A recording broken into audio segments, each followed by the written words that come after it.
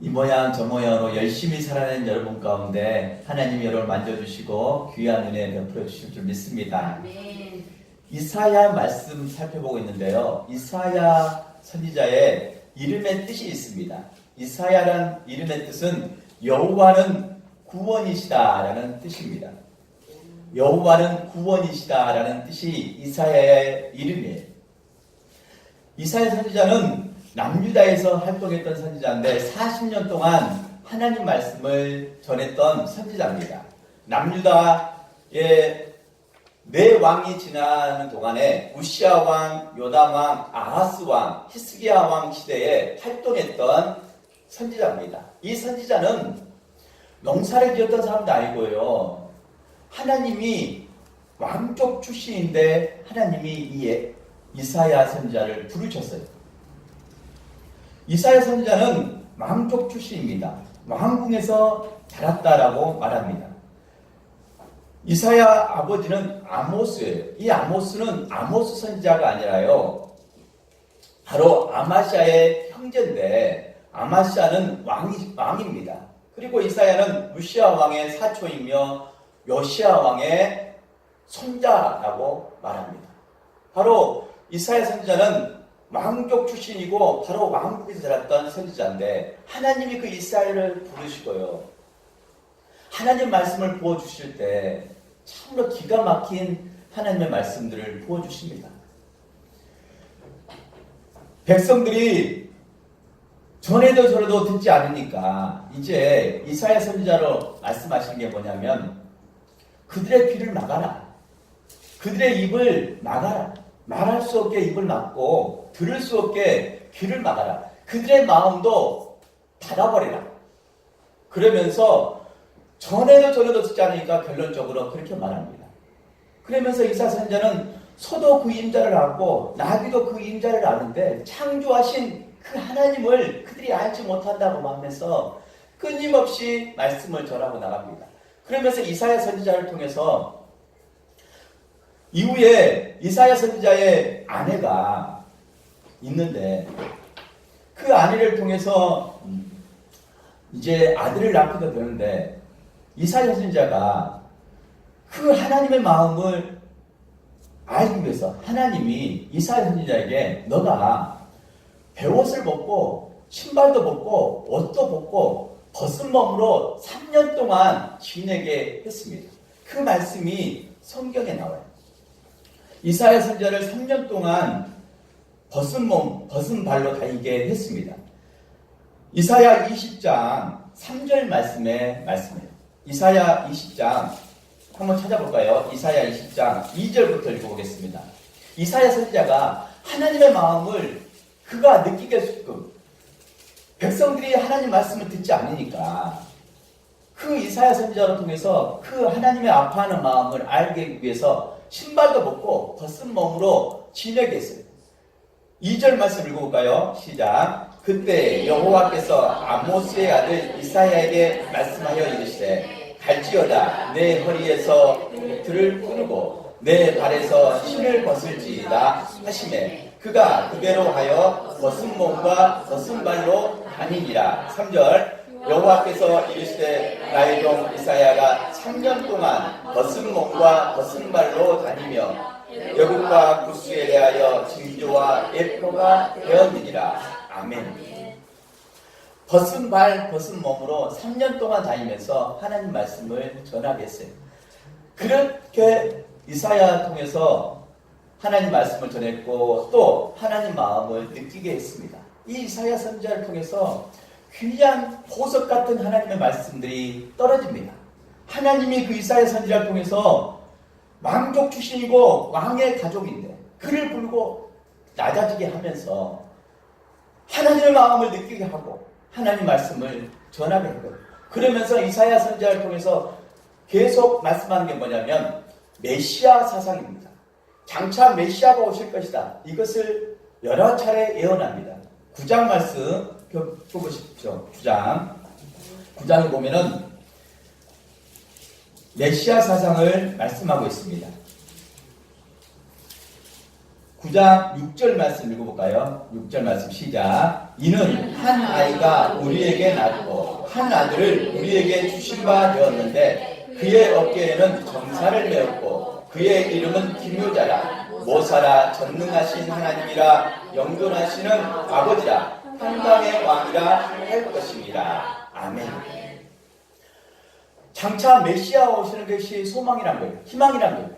하나님의 백성들은 소망이 없다는 거예요. 왜냐하면 하나님 말씀을 전해도 듣지 않으니까 그들의 눈도 가려버리고 그들 귀도 가려워서 듣지 못하고 그렇게 하니까 결국 소망은 뭐냐? 메시아가 오시는 것을 소망이란 거예요. 근데 이 이사야 선지자가 이 메시아 사상을 말합니다. 한 아이가 우리에게 낳고 이 아이가 누구예요? 예수 그리스도입니다. 메시아는 예수 그리스도예요. 한 아이가 우리에게 낳고 한 아들을 우리에게 주신 바 되었는데 이제 장차 12월 25일 되면 성탄절 됩니다. 그 성탄절의 주인공은 산타크로스가 아니라 산타크로스가 선물 주는 것이 주인공이 아니라 성탄절이 그렇게 인식이 많이 돼버렸어요. 산타크로스가 와서 선물 하나 주는 거 그거 생각을 많이 합니다. 하지만 가장 큰 선물은 뭐예요? 전능하신 하나님이 인간의 몸을 입고 이 땅에 오신 거예요. 예수님이 가장 낮아진 모습으로 우리에게 오신 거예요. 바로 여러분 곁에 오신 겁니다. 그 하나님이 인간의 몸을 입고 낮아진 모습으로 인류에 오셨는데 나를 위해 오셨다는 거죠. 그게 가장 큰 선물이에요. 산타크로스가 주는 선물보다 더 큰 선물, 아기 예수님이 오셨다. 이게 가장 큰 선물이에요. 우리에게 오신 줄 믿습니다. 그 이사야 선지자가 예언한 말씀이 이루어졌어요. 지금 이루어졌습니다. 이사야 선지자가 그 한 아기에 대해서 어떻게 말하는지 정사를 배웠고 정사가 뭐예요? 정사가 뭐죠? 히브리어로 미스라라는 말이에요. 미스라. 이것은 제국이라는 거예요. 제국. 한 아이가 제국이라는 겁니다. 모든 인류를 대신해서 그가 십자가를 대신 지셨잖아요. 인류가 바뀌었잖아요. 기원 전과 기원 후 AD와 BC가 바뀐 사건이 뭐예요? 예수 그리스도가 오신 거잖아요. 정사, 제국이에요. 그 다음에 기묘자. 기묘자는 뭘까요? 히브리어로 펠레라는 말인데 기적이라는 거예요. 기적. 불가사의한 일, 경이로움 이런 뜻을 가지고 있습니다. 불가사의한 기적. 예수님이 기적을 일으켰잖아요. 예수님이 이 땅에 오신 것은 기적이잖아요. 그래서 예수 믿는 것이 기적입니다. 우리가 예수 믿는 그 자체가 기적이에요. 예수님을 메시아로, 나의 구주로, 하나님으로, 나의 그리스도로 고백하고 믿는 그 자체가 기적입니다. 다 인류에 살고 있는 사람들이 예수 믿는 거 아니잖아요. 그렇게 복음을 전해도 예수님을 믿지 못한 사람이 얼마나 많습니까? 우리나라도 80%가 아직 예수님을 믿지 않습니다. 전 세계도 아직 많은 사람이 예수님을 믿지 않아요. 예수 믿는 그 자체가 기적이에요. 그리고 예수님이 이 땅에 오셔서 얼마나 많은 기적을 행하셨습니까? 병든 자를 고치시고 죽은 자를 살리시고 굶주린 자를 먹이시고 소외된 자와 함께 식사를 하고 그들과 함께 어울려주고 교제의 기쁨을 누리시고 그리고 예수님이 십자가에 죽으시고 부활한 사건 하늘로 승천해서 다시 오실 예수님을 바라보고 하는 온 우리에게 예수 믿는 그 자체 가운데 예수 그 이름이 기적이에요. 예수님이 기적이라는 거예요. 바로 오래전에 이사야 선지자가 그 메시아에 대해서 예수님에 대해서 기적이라고 말한 겁니다. 기묘자다. 그 다음에 뭐라고 말합니까? 모사는 야하치라는 단어인데 충고하다, 숙고하다, 결심하다라는 뜻이 있습니다. 예수님은 결심하고 또 숙고하고 어떤 그 말 속에 말의 권세가 있었죠. 말의 권세가 있어서 그 당시에 바리새인과 종교 지도자 가운데 도저히 그들이 율법을 깨지 않는데 예수님은 그 율법을 깨뜨려 버리잖아요. 안식일에 일을 하면 돌로 쳐서 죽이는 그 율법. 안식일에 밀 이삭을 따먹으면 그는 돌로에 맞아 죽어야 됩니다. 그런데 예수님이 안식일의 주일은 예수님이다라고 말하면서 그 종교 지도자들이 가지고 있는 그 율법을 깨뜨리고 십자가를 통해서 사랑을 통해서 그 율법을 완성하잖아요. 근데 중요한 것은 오늘 우리가 율법을 폐하는 자들이 되면 안 됩니다. 율법주의라는 주자는 율법을 폐한다고 말하는 자, 율법이 없어도 살아갈 수 있다, 괜찮다라고 말하는 목사님들, 그렇게 믿는 신앙들이 많습니다. 그거 아니에요. 그거 잘못 알고 있는 겁니다. 예수님은 율법을 폐하러 온 것이 아니라 완성시켜 주셨어요. 마태복음 5장 이하에 보면 예수님이 산상수훈을 통해서 더 깊은 율법을 말합니다. 예수님이 말씀하는 것은 그 율법을 완성시켜 주셨고, 오늘 우리가 예수 그리스도를 믿음을 통해서 구원을 받고 그 율법을 지켜야 돼요. 율법이 뭐예요? 하나님의 말씀이잖아요. 그런데 율법을 지키면 율법주의라고 말합니다. 그래서 많은 목사님들이 율법을 가르치지 않아요. 하나님 말씀, 구약에 대한 말씀을 낱낱하게 상세하게 가르치지 않습니다. 구원받은 것은 하나님의 선물이지만 복을 받는 것은 율법을 지킬 때 복을 받아요. 내 부모를 공경하라. 그리하면 너가 이 땅에 잘 되고 장수한다라고 말하잖아요. 다 율법이잖아요.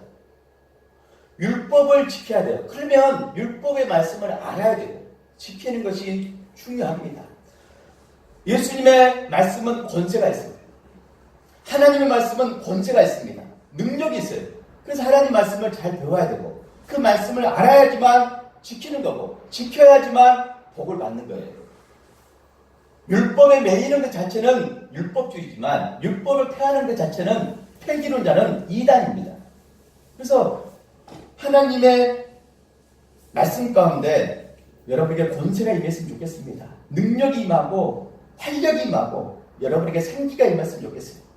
마치 에스겔 고창에 마른 뼈들이 살아나는 역사처럼 하나님 말씀이 들려줄 때, 하나님 말씀이 읽어질 때 여러분의 생기가 임하고 성령이 충만해지고 여러분의 마음 가운데 평안이 느껴지고 기쁨이 충만하고 능력이 임하기를 간절히 소망합니다. 하나님 말씀이 능력인 줄 믿습니다. 그 다음에 말씀하는 게 전능하신 하나님이라. 전능하신 하나님, 못할 일이 없다는 거죠. 전능하신 하나님, 이분이 장차 오실 메시아라는 거예요. 영존하시는 아버지라. 영원하신 아버지라. 평강의 왕이라. 평강의 왕. 평강이란 말은 샬롬이라는 뜻입니다. 샬롬. 이 샬롬은 우리나라 인사말로 안녕하세요 라는 말이에요. 그래서 이스라엘 말과 우리나라 말이 비슷한 말이 참 많습니다. 이 샬롬이라는 말이 굉장히 큰 복이에요. 안전한, 잘 있는 상태, 행복한, 정다운 상태를 말합니다. 그러니까 전적이 없는 상태. 전적이 있으면 얼마나 어려워요. 사람이 죽기도 하고 굶주리고 처참하게 됩니다. 그 전적이 없는 상태, 전적이 없더라도 또 영적인 전적이 없는 마음이 고요하고 평안한 상태, 평안한 상태, 그것을 말합니다. 옛날 우리 선배님들이, 선조들이, 어르신들이 간밤에 잘 주무셨어요. 또 점심 잘 드셨어요. 아침 드셨어요. 라고 안부를 묻잖아요. 그때는 너무 어려운 시대이기 때문에 간밤에 살아있는 게 정말 소중한 거예요. 한 끼 먹고 사는 게 소중한 시대입니다. 한 끼를 못 먹는 사람들이 하루 세 끼 중에 못 먹는 사람이 태반이었기 때문에 진지 드셨어요. 안부를 묻는 거예요. 안전한, 편안한 상태. 안녕하세요. 그게 샬롬이에요. 샬롬. 그 샬롬이 바로 솔로몬이라는 뜻이에요. 솔로몬. 솔로몬이라는 이름의 뜻이 샬롬입니다. 평화. 평화의 왕. 근데 그 솔로몬은 사람이기 때문에 이후에 처음에는 잘했는데 이후에는 망가집니다. 가진 게 너무 많기 때문에 부귀영화를 누리고 가진 게 너무 많기 때문에 교만해져서 이후에 자기 쾌락을 즐기면서 자기 인생을 즐기면서 하나님을 떠나버려요. 그러면서 이후에 굉장히 타락한 인생을 살게 되는데 젊어서 쓴 책은 잠언서고 늙어서 그렇게 인생이 허무하다, 헛되고 헛되다 그것을 알면서 쓴 책이 전도서예요. 솔로몬의 이름의 뜻이 뭐라고요? 평화. 바로 예수 그리스도가 평강의 왕이 되신다라고 말합니다. 평화의 왕. 예수님은 영원하신 분이기 때문에 그 솔로몬처럼 망가지지 않습니다.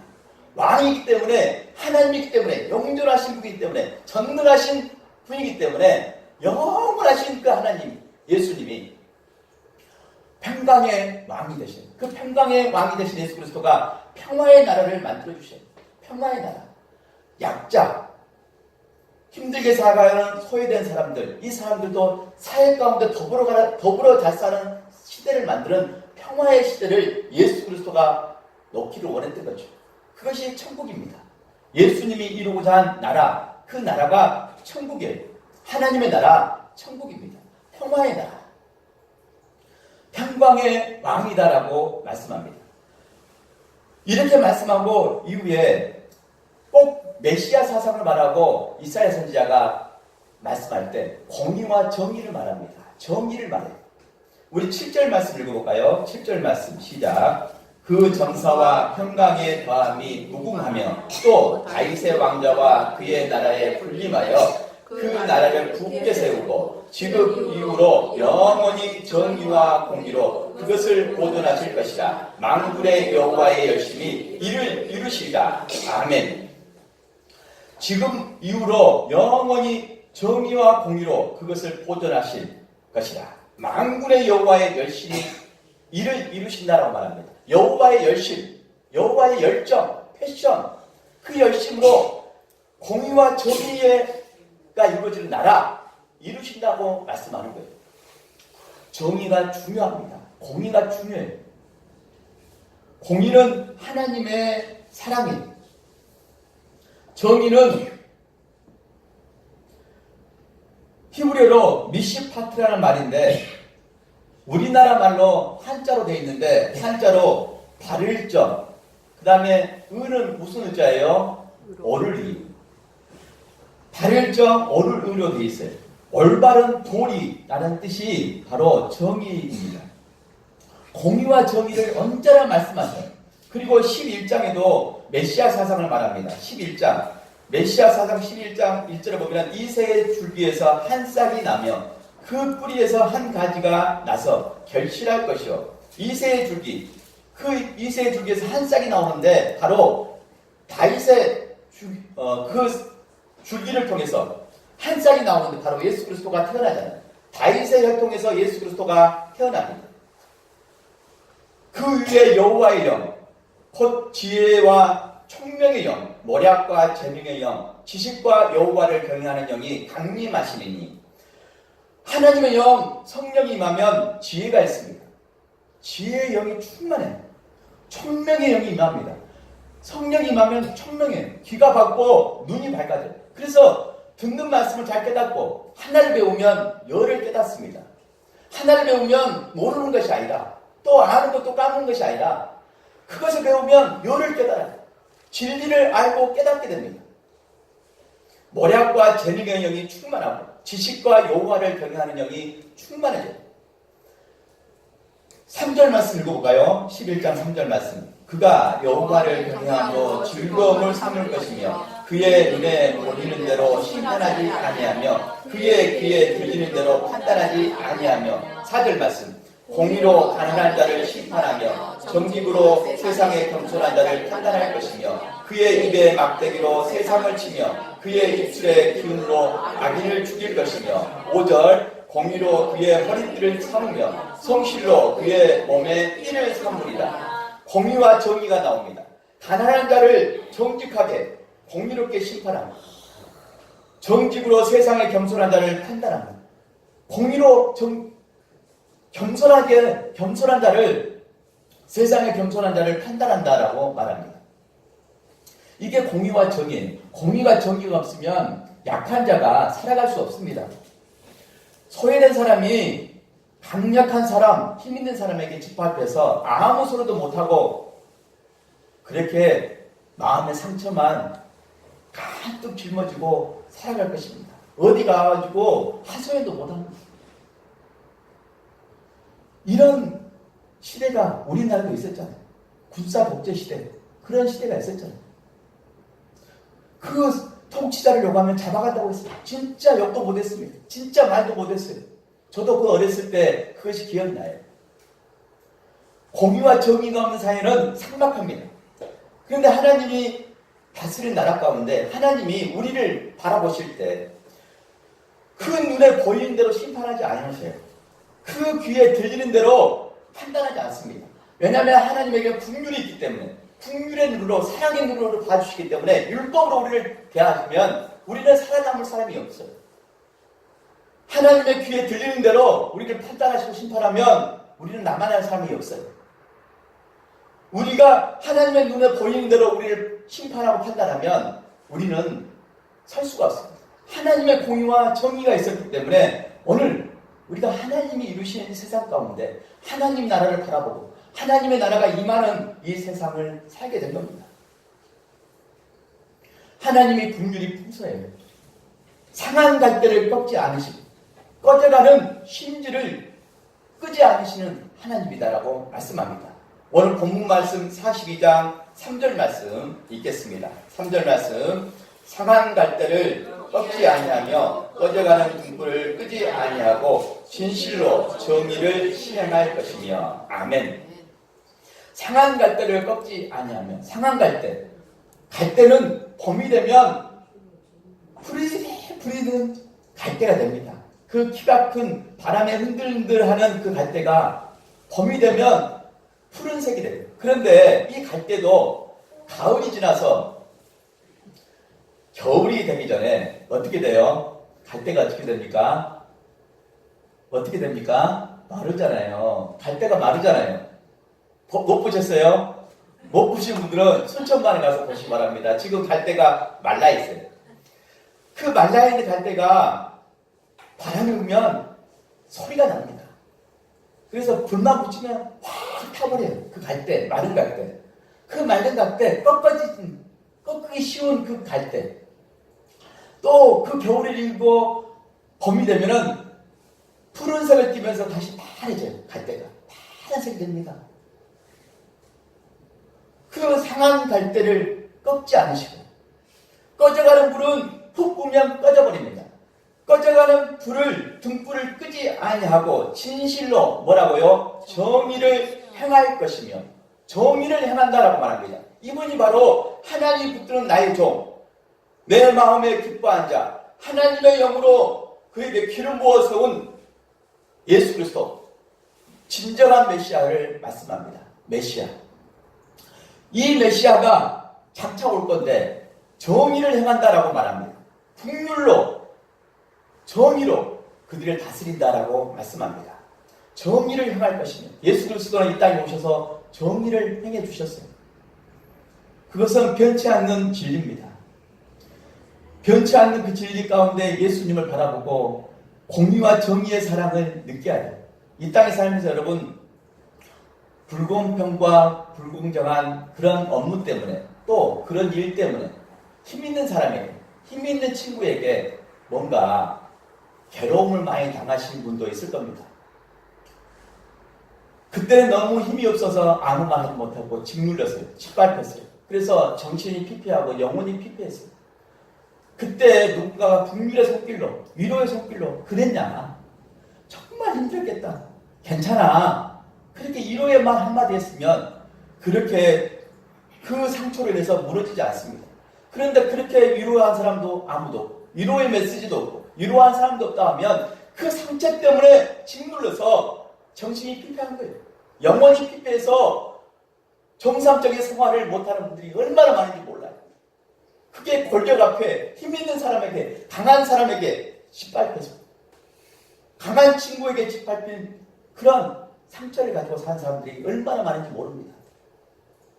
예수 그리스도는 그 모든 것 가운데 공의와 정의로 이 땅을 세우기 원하고 또 믿는 사람 한 사람 한 사람이 그 상황들 가운데서 그 사회 가운데 위로받기를 원하고 또 하염없이 긍휼의 손길로 펼쳐주신 줄 믿습니다.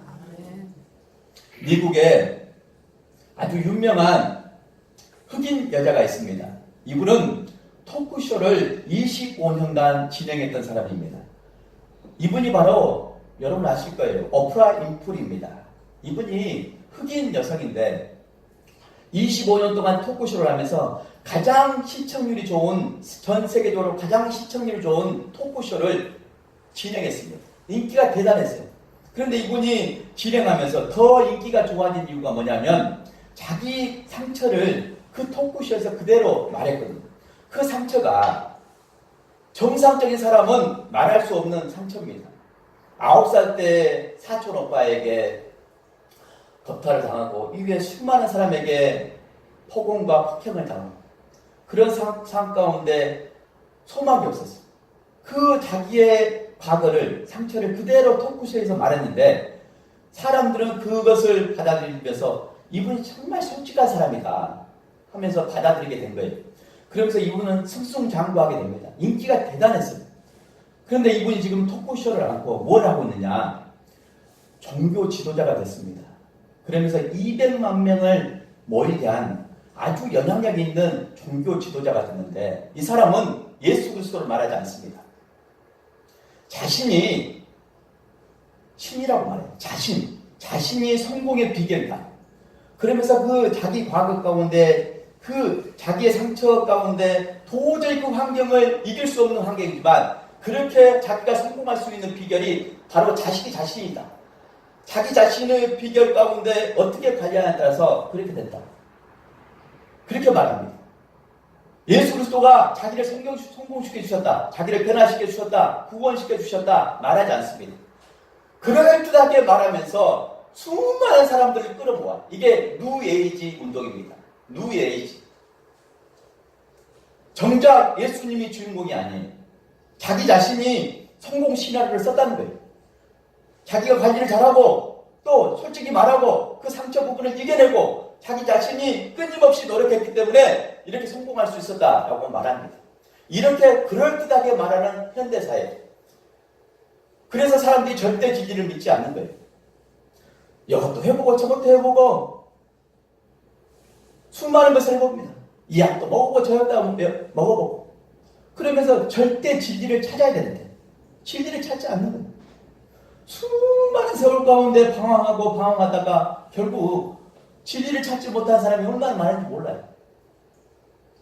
예수 그리스도가 이 땅에 평안의 나라를 만들어 주셨어요. 자신이 극복할 수 있는 부분이 있습니다. 자신이 굳세게 마음을 먹고 독하게 마음을 먹고 노력을 하면 다 돼요. 안 되는 거 없습니다. 노력하면 다 돼요. 그런데 정작 그 안에 제 문제는 그 사람이 노력한다고 해결되지 않습니다. 아무리 노력하고 수고해보세요.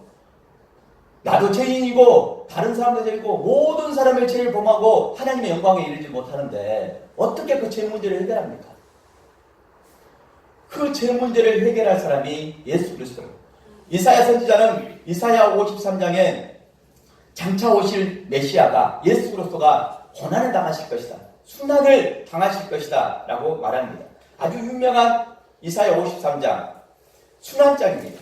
이사야 선지자는 참 기가 막혀요. 장차 오실 분이 메시아가 오실 거라고 희망을 주면서 그 메시아가 고난을 당한대요. 순환을 당한대요. 이 53장 말씀을 여러분 읽어보시기 바랍니다. 우리가 전할 것을 누가 믿었느냐? 여호와의 팔이 누구에게 나타났느냐? 그는 주 앞에서 자라나기를 연한 순 같고 마른 땅에서 나온 뿌리 같아서 고운 모양도 없고 풍채도 없은즉 우리가 보기에 흠모할 만한 아름다운 것이 없도다. 장차 오실 메시아는 아름다운 모양이 없대. 연한 순 같고 마른 땅에서 나온 뿌리 같아서 고운 모양이 없대. 그는 멸시를 받아 사람에게 버림받되었으며 강고를 많이 겪었으며 질고를 하는 자라. 마치 사람들이 그에게서 얼굴을 가리는 것 같이 멸시를 당하였고 우리도 그를 귀히 여기지 아니하였도다. 그 메시아, 고난당하는 메시아를 예수 그리스도를 귀히 여기지 않습니다. 4절 말씀 읽어볼까요? 그는 실로 우리의 질고를 지고 우리의 슬픔을 당하였거늘 우리는 생각하기를 그는 징벌을 받아 하나님께 맞으며 고난을 당한다 하였노라. 5절 말씀 그가 찔림은 우리의 허물 때문이요 그가 상함은 우리의 죄악 때문이라. 그가 징계를 받음으로 우리는 평화를 누리고 그가 채찍에 맞음으로 우리는 나음을 받았도다. 그가 채찍에 맞음으로 우리가 나음을 받았대. 여호와 라파, 치유의 은혜가 임한 거예요. 그가 찔림은 우리의 허물 때문이요 그가 상함은 우리의 죄악 때문이라. 그가 징계를 받음으로 우리가 평화를 누리고 그가 채찍에 맞음으로 우리가 나음을 받았도다. 우리는 다 양 같아서 그릇 행하여 각기 제 길로 갔거늘 여호와께서 우리 모두의 죄악을 그에게 뭐라고요? 담당시키셨도다. 아멘. 우리는 제각길로 갈 수밖에 없는 사람들이지만 예수 믿는 은혜를 주셨어요. 이게 기적이에요. 예수를 통해서 모든 죄악을 하나님 아버지께서 그 예수님이 십자가 지실 때 다 담당시켜 주셨어요. 그래서 예수 그리스도가 오늘 우리에게 진정한 메시아고 하나님 되시고 영존하신 분이고 전능하신 분이고 기묘자 모사고 평화의 왕이 되신 줄 믿습니다. 이 예수님을 여러분 단단하게 믿으셔야 돼요. 확실하게 믿으셔야 됩니다. 마음에 믿고 여러분 함께 사시기 바랍니다. 그 예수님을 모시고 기도하시고 그 예수님을 믿으시고 성경을 읽어내시고 그 예수님을 모시고 여러분 사시기 바랍니다. 가정에서 사시고 직장에 사시고 여러분이 가는 곳곳마다 함께 예수님과 함께 사시기 바랍니다. 이사야 선지자가 장차 한 여인에게 아들이 태어날 것인데 그 잉태하여 보라 처녀가 잉태하여 아들을 낳을 것이요 그 이름을 임마누엘이라 하리라. 이것도 그냥 신약에서 갑자기 말한 것이 아니라 이사야 선지자가 예언의 말씀을 하셨습니다. 이사야 7장 14절 말씀에 말씀하셔요.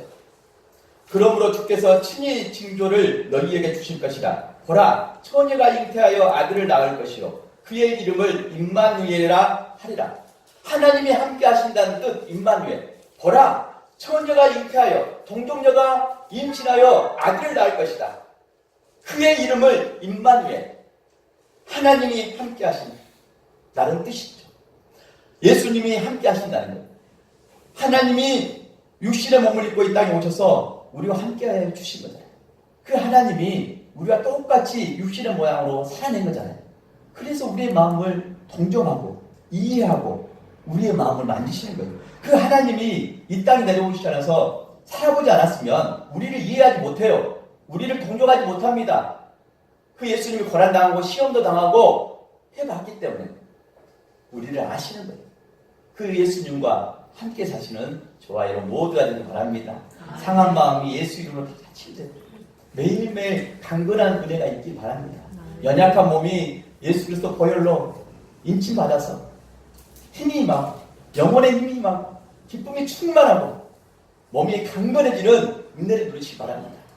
소심하고 또 약한 마음이 예수 그리스도 마음으로 채워져서 강하고 담대해져서 세상을 이기는 믿음을 소유하시기 바랍니다. 예수님이 그렇게 여러분에게 기적을 베풀어 주실 줄 믿습니다. 그런 마음으로 그런 믿음으로 모두가 승리하시기를 간절히 축원합니다. 기도하시겠습니다. 살아계신 하나님 감사합니다. 통해서 장차